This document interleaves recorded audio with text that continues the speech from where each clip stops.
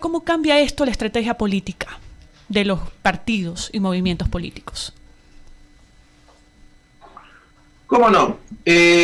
Yo percibo un proceso electoral, no sé si atípico, pero sí muy sintonizado con el país. Un gobierno que lo repudia o lo rechaza el 90% de la población, de acuerdo a todos los estudios de opinión. Una asamblea porque mire, a los estudios de opinión, a las encuestadoras les creo todo menos intención de voto en presidencial. Cada encuestadora ya prácticamente está o de planta en una campaña, o lo que es peor, ya de voceros de una campaña. Eso ni en República Dominicana, que a mí me sorprendía los alcances de los encuestadores, se ven. Ya le ganamos a República Dominicana. Entonces, esa parte de evaluación de las instituciones sí les creo a todas las encuestadoras. Y en ninguna la Asamblea Nacional sobrepasa el 4 o 5% de aprobación. Entonces, al final del camino, porque hago esta analogía, el CNE y el TCE, o TCE, o como se llame, terminan siendo reflejos o funcionales o siendo parte de lo que el país en el estado que se encuentra, un caos. En una situación, y tengo que decirlo, en el cual a esta hora, a estas alturas, todavía no hay una definición en los actores, y donde prácticamente ha habido una conducción y un manejo eminentemente, ni siquiera político, electoral, en función de una o X, Y, Z candidatura. Y eso para mí es terrorífico, más allá de las camisetas, que obviamente ya vamos a entrar en el ámbito estratégico, porque deslegitima de alguna forma o debilita la fortaleza del proceso, de un proceso del cual tiene que surgir un nuevo jefe de Estado, una circunstancia muy complicada para el país, lo cual podría afectar no solo la legitimidad del proceso, sino la gobernabilidad del futuro gobierno. Eso en el ámbito político. Es espantoso lo que está sucediendo. No solo quebraron la economía, fueron ineptos en el manejo de la salud, tenemos una asamblea donde casi el 50% está procesado por temas penales, sino que también las elecciones podrían irse por el traste. Ojalá que no. Ahora, en el ámbito electoral, que es lo que me corresponde, estratégico, mire, que le dice que tiene experiencia en manejo de pandemias, salvo que sea un consultor que haya trabajado en África, donde los hermanos africanos que no han sido tan golpeados como el occidente por la pandemia, porque ellos tienen más de 4 décadas lidiando con virus, el ébola y una serie de virus extraños que hay en África, y África ha estado permanentemente trabajando en estos temas de virus. Entonces, el que le dice que tiene experiencia en campañas en virus, en pandemias, es un mentiroso. Entonces, como todo es nuevo, se va día a día, digamos, habilitando, usando herramientas, digitalizando lo que es digitalizable. Y en ese contexto, yo no sé si las camisetas tengan o no efecto, de hecho nunca creo que las tengan, pero los ciudadanos, los electores están ahí. La gente está haciendo una Navidad triste, creo que es un mal momento, por lo menos ahora, hasta que pasen las fiestas, para hacer proselitismo, me parece una barbaridad, donde la gente o ha perdido su empleo, o ha sido estafado por su empleador, porque les han dado unas liquidaciones ridículas o no los han liquidado, amparados en una ley mal llamada solidaria, donde han perdido un familiar. Entonces, en esas circunstancias, los electores siguen ahí, quieren ser escuchados, contenidos y consolados. Ojalá. Entonces, tal vez podamos prescindir de estas herramientas de branding, pero creo que el contacto directo tendrá que buscar nuevas formas para poder llegar. Correcto, Osvaldo. ¿Cómo estás? Jaime Velázquez te saludo por acá. A ver, quiero por allá, Osvaldo, por acá, Jaime. Una pregunta. En el tema específicamente de las encuestas, tú acabas de decir que no crees en ninguna encuesta, pero existen 3 posiciones claras de 3 candidatos específicos, independientemente de cuál esté el primero, cuál esté el segundo, cuál esté el tercero. ¿Es así como tus estudios dicen eso, o hay algún otro candidato que no está considerado en estas encuestas que hablas tú? A ver, yo creo en las encuestas y de hecho no puedo trabajar sin ellas, pero hay que diferenciar qué es un sondeo de opinión versus qué es una investigación. Creo que son 2 cosas totalmente diferentes. Sondeos de opinión me llegan cada 10 minutos. Hoy por hoy ya me llegan más sondeos de opinión que videos de pornografía al WhatsApp o videos de noticias falsas, todo lo que la gente te envía, ¿no? Los grupos del colegio, los grupos de la universidad que te envían pendejadas, perdónenme la expresión o el francés, en este horario. Y hoy por hoy creo que recibo más encuestas, sondeos de opinión por Twitter, por las redes, que digamos que estudios serios. Entonces, creo que hay que hacer esa diferenciación. Más que creer o no creer en la carrera de caballos, quién va primero, quién va segundo, quién va tercero, es un poco el escenario que el país está viviendo en este momento. Y creo que hay firmas muy serias en este país. Obviamente es el beneficio inventario, más o menos, es decir, algunas creo que ya son parte, digamos, de la campaña, de X, que es una campaña, y en otros casos, lo digo abiertamente, ya hay hasta encuestadores voceros, como fue el caso de, con mucho respeto, yo tengo mucho aprecio y respeto a Omar Malouf, creo que el haber fundado el ICHE es uno de los grandes aportes académicos que se ha hecho a la historia de la ciudad. Pero usted vio a Omar Malouf, por ejemplo, siendo de vocero de la candidatura, o la precandidatura, o la no tengo idea qué candidatura de nuevo. Y sin fin de candidaturas donde ya sabemos quién va el primero, quién va el segundo. Pero más allá de esa carrera de caballos, yo creo que el escenario y las valoraciones cualitativas, que para mí son más importantes que las cuantitativas, nos plantean un país donde es fácil entender esas tres, digamos, favoritos entre comillas. Hablemos de los tres. Por ejemplo, el correísmo. Obviamente, si el parámetro es el morenismo, que lo evalúa el 1%, el 10% de la población, que lo consideran el peor gobierno de la historia de algunos, versus el correísmo, que tiene una evaluación de 5, 4 sobre 10, en el promedio 5 sobre 10. Si usted compara el morenismo, que lo evalúan 1 sobre 10, versus el correísmo, que lo evalúan 5 sobre 10, obviamente si el parámetro es el morenismo, pues sin duda pues, el gobierno anterior cualquier cosa es mejor. Es decir, hay un parámetro o una vara con la que estamos midiendo las cosas. Y si la vara es el morenismo, obviamente cualquier cosa fue mejor. Eso es lo que hace que haya sectores de la población en los cuales esta tendencia política repudiada por muchos, pero también genera nostalgia en otros. Entonces, para mí esa es la explicación por la que el correísmo está en vigencia. Súmele que obviamente el gobierno se encargó de posicionarlo como su oposición. Súmele que el gobierno ha fortalecido el relato de martirio, sacando encadenado a la señora Pavón, al señor Hernández, poniéndole una placa casi medieval que me parece ridícula a los actores de este caso Soborno. No me parece ridícula, digamos, que se estudie. Por esto de poner placas, me siento en la edad media, bueno, ya lo van a quemar por Google en la Plaza Grande. Esto de no dejarnos inscribir un día sí, un día no, eso ha fortalecido el relato de martirio del correísmo.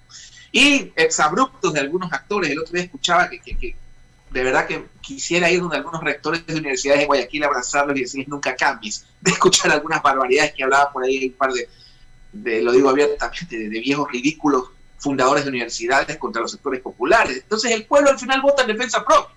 Ahora, en el caso de Lasso, si yo me dejo llevar por esta biblioteca, que modestia aparte, se lo digo, creo que es la más grande que hay en español física, la tengo yo, gracias a Dios, la he construido en casi 20 años, en materia de comunicación política, yo pensaría que Lasso debería estar en la segunda vuelta, junto al señor Arauz. Pero si me aterrizo al Ecuador, empiezo a dudar y creo que debería estar Yacu Pérez y el correísmo los que deberían estar en la segunda vuelta. Entonces es muy disperso por las circunstancias, por la alta indecisión. El mismo caso de la candidatura de Yacu Pérez, una candidatura, creo yo, de las periferias, que reivindica lo ancestral, las papitas, la tierrita, la pachamamita, pero no siento que tenga contundencia, digamos, en las metrópolis. Y así como usted a sus candidatos le dice, no puedes prescindir de la periferia, tampoco la periferia puede prescindir de las metrópolis. Entonces, en los estudios que yo veo, qué sé yo, lo veo a Yacu Pérez 4-5-1 en Saraguro, 5-1 en Cañar, pero en las metrópolis son fundamentales, Guayaquil y Quito fundamentalmente, no siento que esa candidatura todavía entra con la fortaleza o la contundencia necesaria para poder ser un actor. Entonces, estamos en una situación que para mí al menos podría suceder cualquier cosa. Pero si yo me llevo por mi biblioteca, digo, bueno, esto es entre Lasso y Arauz, pero esto es Ecuador. No descartaría tampoco un escenario donde podamos tener un correísmo que gane en primera vuelta, pero el candidato es tan malo. Yo lo escuchaba en un TikTok que decía, yo escucho Radiohead. Sí, pana, yo escucho JJ y me da Moral. Por Dios, te falta calle, brother. Entonces, es una situación bastante atípica, donde para variar, uno de los actores fundamentales, que era el señor Noboa, a quien no conozco, no tengo ningún interés en grabar ahí, en todos los estudios de opinión que he visto sería una opción fuerte y contundente. Entonces, cuidado, porque ya pasó en alguna elección, por lo menos en el ámbito local, se dejó al profesor Falqué fuera de papeleta y eso afectó directamente a Montgomery Sánchez. Cuidado, esa posición que tenía abiertamente una candidatura termina perjudicándolo por no dejar participar a este personaje, porque esto es un caos, es una novela donde hay una sentencia, luego la contrasentencia. Al menos a mí me da vergüenza en esta situación. Osvaldo, buenos días, Javier Segarra le saluda, ¿cómo le va? ¿Cómo está, profesor? Buenos días. Bien, gracias. La verdad que toda esta situación electoral de la que vive, ¿no se escucha bien? ¿Ahí me escucha? No se te escuchaba. Ya, ok.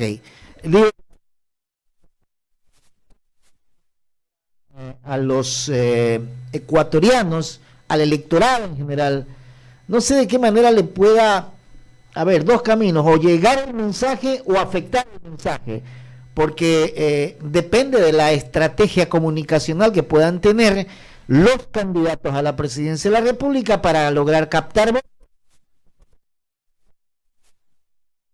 circunstancias, y como usted lo conversábamos en su momento, esa estrategia tiene que ser fundamental, Osvaldo. Hay digamos, un principio que de alguna vez creo que con Luciano conversamos en una entrevista pasada aquí en este medio. Lo que no se comunica no existe y nadie ama lo que no conoce. Eso de hecho no es de mi autoría, esa es una frase de este comunicador maravilloso de todos los tiempos que fue Gabriel García Márquez. La comunicación es fundamental. Y obviamente en esa dinámica que creamos la opinión pública de nuestras burbujas, a veces no tan burbujas como ustedes, su servidor, que vivimos, digamos, obviamente en función de la coyuntura, a veces es lo que comunicamos, pero la gente en su mesa suele tener otro relato. Por eso es tan importante la investigación, más allá de quién va primero o la carrera de caballo, que es lo que más nos interesa, digamos, difundir a veces. La investigación nos da esas respuestas de qué es lo que Juan, María, Pedro y José están discutiendo en su mesa. Entonces, para mí, esta es una situación totalmente diferente en la cual yo me había encontrado en los libros. Yo, si bien es cierto, nací en el año 75 y tenía 25 años en el año 2000, no tenía los accesos que tengo hoy a información, investigación, y por lo menos lo que he estudiado e investigado del año 2000, que fue, digamos, nuestro crash, nuestra peor crisis, la de hoy, al menos comunicacionalmente, y de acuerdo, porque mire, todos los economistas están de acuerdo que esta es la peor crisis del siglo. En lo que no coinciden es en quién tuvo la culpa. Si usted le pregunta a los liberales, que dicen el correísmo, ¿por qué vamos a hacer Venezuela y no vamos a hacer nada? ¿Y por qué eso es feo? Queremos ser como Miami. Esa es una línea, digamos, economista liberal. Otros que te dicen que esta es una crisis inducida por el liberalismo y el Fondo Monetario satánico, bla, bla, bla. O sea, más allá de los argumentos de los economistas, todos coinciden en que esta es la peor crisis. ¿Quién tuvo la culpa de otra cosa? Entonces, en esta circunstancia que el país vive, donde no tienes a dónde migrar, donde la gente estaba encerrada, donde los están botando del trabajo, y eso, mire, a mí me parece un tiro al pie. Eso a unos amigos importadores una vez se lo explicaba. A ver, cuando tú liquidas a un trabajador, tú que eres importador, generalmente la gente monta una tiendita, se compra un taxi, pone un kiosco, se trata de emprender. Cuando uno es liquidado después de los 40 años, tengo casos muy cercanos, tratas de emprender, montar un negocio.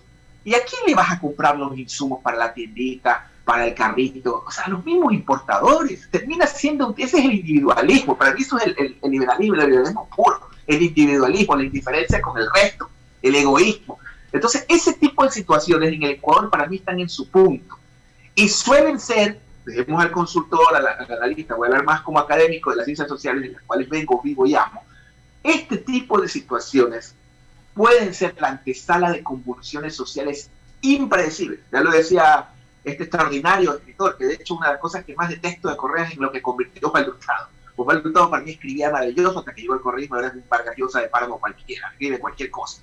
Entonces, esta situación del Ecuador que estamos viviendo en este momento está generando para mí la antesala para cualquier tipo de, Dios no quiera, convulsión social. Ojalá toda esta ira, esta bronca reprimida, la gente se desahogue y desfogue el día de las elecciones. Y no importa, al menos para mí no me importa si nos sorprenden votando porque les dé la gana. Pero yo prefiero que esa ira salga en lo electoral y no en las calles. Cuidado. Osvaldo, ¿qué tal? Yo solo quiero que me dé una explicación si lo que yo estoy pensando puede tener algún asidero o repercusión en el plano electoral el día de las elecciones. ¿Cree usted que el miedo social que hay al COVID pueda afectar en la organización, entiéndase, que la gente no vaya a las mesas electorales y que algún segmento importante de la población desista de ir a sufragar so pena de las sanciones a que se puede ver inmerso, y este segmento que así lo decida, a qué candidato afectaría más o menos dado el segmento social al que pertenezca, o usted cree que le afectaría en proporciones iguales a todos los candidatos? Mi querido profesor, buenos días. Mire, a mí hace 4 años, casi 3 años y medio, la vida me cambió total y absolutamente. Se lo digo porque eso es el tiempo de la edad que tiene mi hijo Antonio José. Le puse así por Sucre. Y a partir de ese momento, cosas que antes no me importaban, de agarrar un avión y largarme a donde sea, hoy sí me preocupan.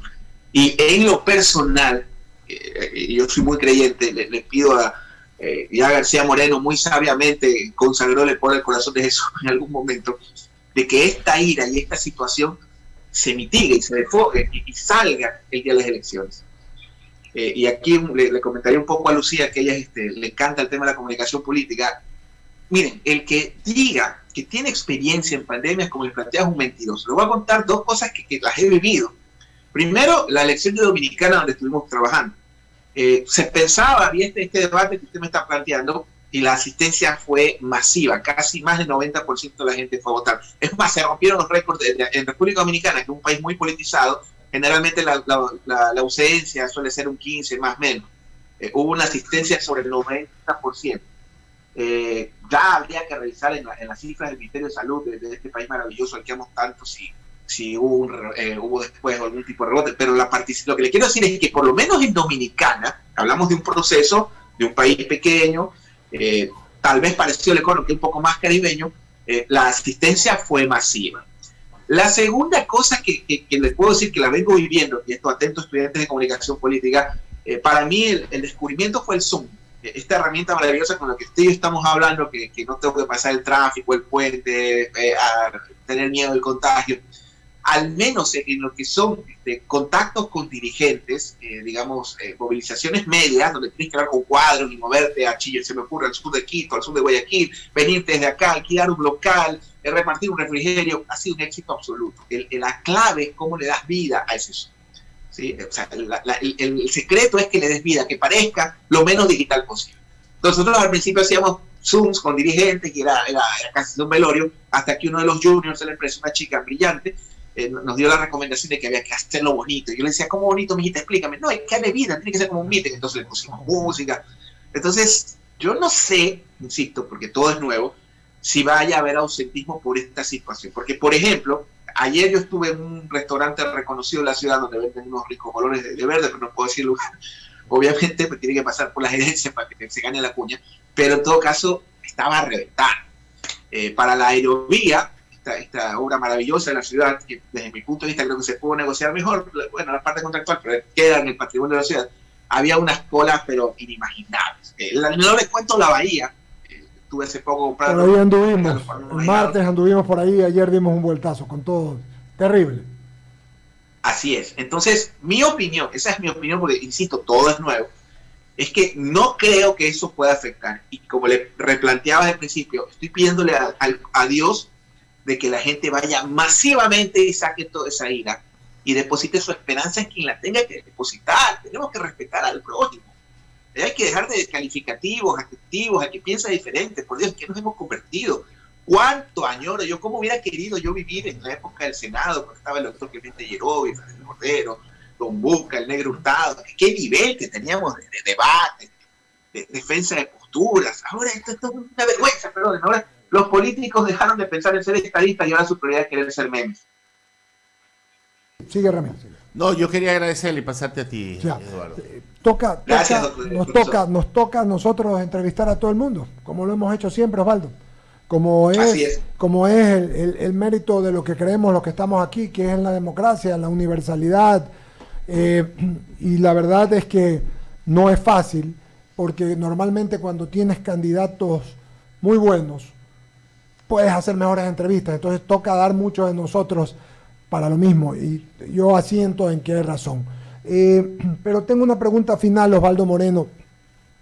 Ramiro tiene razón en preocuparse del tema electoral, porque hemos escuchado a mucha gente decir, yo no voy a votar por la pandemia. Hemos escuchado a gente del Consejo Nacional Electoral y desde el Ministerio de Salud, por uno y por otro lado, y a candidatos proponer, por ejemplo, hace un rato estuvo Francisco Andino por aquí, y decía que debería hacerse una franja para que vote la gente de 50 para arriba, otra franja para que voten los de 49 hasta 30, y así, ¿no? En franjas, por ejemplo, el ministro de Salud nos dijo hace unas 2 semanas que iban a vacunar a las personas que están en el CNE, en y que están en las mesas, las juntas, a los presidentes. Yo veo eso un poco difícil. Entonces yo entiendo hacia dónde va Ramiro. Y hay mucha gente que dice que está guardada, pues, Osvaldo. Hay mucha gente que se guardó. La mayor parte no. Yo coincido contigo. La mayor parte de la gente está votada. Y es muy difícil, por ejemplo, decía a primera hora yo, parar el tema de las bahías o en Quito de cualquiera. La gente está viendo su economía y tratando de recuperarse. Y penosamente lo del virus lo ven en segundo lugar. Pero volviendo al tema electoral, solamente para concluir un poco la entrevista y tus ideas, Osvaldo. Habiendo hecho todo el análisis que tú has hecho y este final respecto a que crees que va a haber una gran participación de la gente en la votación y se va a descargar, ¿juzgas tú, Osvaldo Moreno, que va a haber o puede haber, hablamos de 3 candidatos, pero que hay posibilidades a más de esos 3 candidatos de los que hemos hablado, ¿no? Guillermo Lasso, el señor Arauz, el correísmo y Yacu Pérez, de que pueda haber alguna sorpresa del tercero para abajo o del cuarto para abajo? Mire, otra característica que veo en todos los estudios de opinión, sin excepción, es una indecisión muy alta. No Sí, tan señor. alta como algunos he escuchado que hablan de 70, no, eso no, No, es eso verdad, no es pero verdad. sí he visto un promedio de 40, 41%. 40, 50. 41%, ¿Perdón? sí, 41% hoy. Bueno, yo he visto un promedio de 40 hasta 50, que me parece más loable, pero es altísimo. Pues.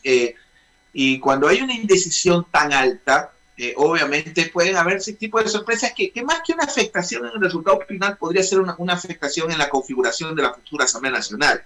Porque ese es otro detalle. Miren también dentro del menú o de las ofertas que nos hacen los candidatos. Yo el otro día conversaba con un amigo candidato que me decía, ay, Osvaldo, no importa si el mío gana o no gana porque yo ya estoy adentro. Yo ya estoy adentro. Hermano, si gana el correísmo, una de las cosas que plantea es constituyente y vas a durar 4 o 5 meses en el cargo si es que no te aplican la de los manteles. Pues. Entonces, todo es tan disperso y tan impredecible. Y la situación, más allá, insisto, de la carrera de caballos, si va Yacu, o si va el señor Lasso, si va el joven Radiohead, etcétera, Arauz, es el hecho de la circunstancia y el escenario que está viviendo el país. Eso es lo de fondo, ¿no? Esa, como le planteaba, esa ira, esa bronca, esa molestia, porque mire, le pongo un ejemplo. En el transcurso de mi carrera yo he visto en varios países en Norteamérica que claro, un país puede estar muy cabreado, me va a perdonar el francés, pero siempre hay un sector que, ejemplo, en Ecuador, históricamente, no me pregunte por qué, siempre Tungurahua, Azuay y Loja tienen un comportamiento diferente al resto del país. No me pregunte por qué, ¿ya? Eso habría que investigarlo a mayor profundidad o preguntarle a un sociólogo o un antropólogo, pero casi siempre Azuay, esas provincias que le planteo, Azuay, Loja y Tungurahua. Y no hablo del tema electoral, hablo del tema cualitativo. La gente puede estar muy molesta en el Ecuador, pero la esperanza es más alta en esas 3 provincias. Okay. Fíjese usted, cuando hay momentos así duros, cuando hay picos de rechazo en X situación, siempre, para mí, y a veces hasta digo, voy a ir a vivir a Cuenca, no a Tungurahua, o Ambato es maravilloso, pero son esas 3 ciudades que tienen esa particularidad, Cuenca, Loja y Ambato.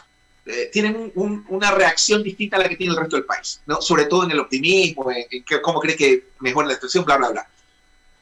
Hoy, incluso esas 3 provincias, esas 3 regiones del país tan hermosas de la patria, están dentro de la dinámica del resto del país. Es decir, si usted cree que la situación del país va a mejorar los próximos 6 meses, bueno, si yo tenía un 50 no, ese sí eran esas 3 provincias, o ese porcentaje eran esas 3 provincias. Hoy, incluida Azuay, Loja y Tungurahua, que son las provincias a las que yo siempre reviso primerito, porque ya sé que piensan de forma distinta o reaccionan de forma distinta, están dentro de la dinámica del país. Es decir, no hay mucha diferencia entre el rechazo que siente un cuencano, o un guayaco, o un esmeraldeño, al gobierno actual, o a la crisis actual, o al manejo de la pandemia. Entonces, cuando hay ese tipo de situaciones donde no tienes esperanza, donde, por ejemplo, en la época del correísmo, sus picos más altos de rechazo fue 40%.